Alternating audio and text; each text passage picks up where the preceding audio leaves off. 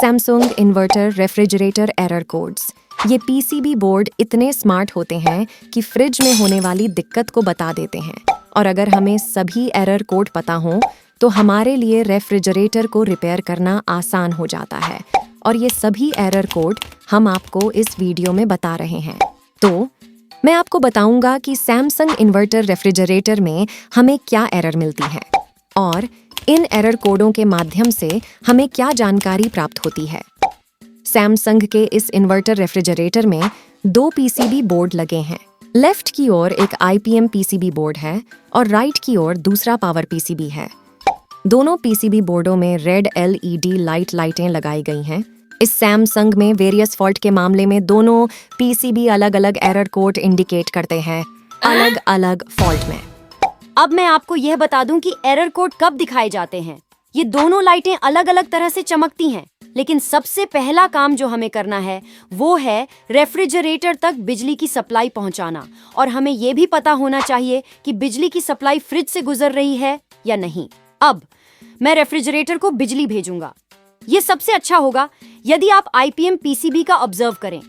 तो देखो, जैसा कि आपने देखा, यहाँ ये रोशनी चमकी और फिर बुझ गई। इसका मतलब है कि बिजली की इलेक्ट्रिक सप्लाई से गुजर चुकी है और सिस्टम ने काम करना शुरू कर दिया है। लेकिन एरर बाद में दिखाई देती है।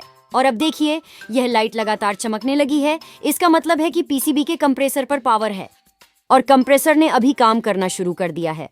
लेकिन जब यह ब्लिंकिंग एरर प्रदर्शित करता है तो क्या आईपीएम बोर्ड पर लाइट चमकेगी या पावर पीसीबी पर दूसरी लाइट? अब जब फ्रिज इस स्थिति में लगातार काम कर रहा है तो इसका मतलब है कि आपका फ्रिज ठीक काम कर रहा है।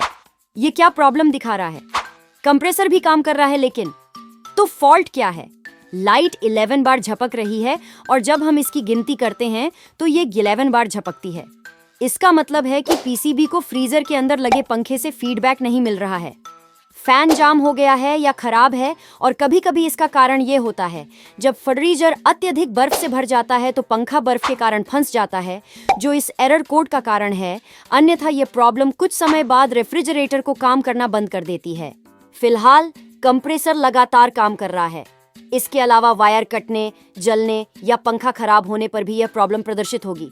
तो ये है इस प्रॉब्लम का पता लगाने का मेथड। यदि बड़ा पीसीबी यानी पावर पीसीबी फ्रीजर से 11 बार ब्लिंकिंग होता है, फ्रीजर फैन खराब है या अटक गया है, ऐप को पता है कि 11 टाइम्स का सोल्यूशन क्या है, तो कृपया हमारे चैनल को सब्सक्राइब करें।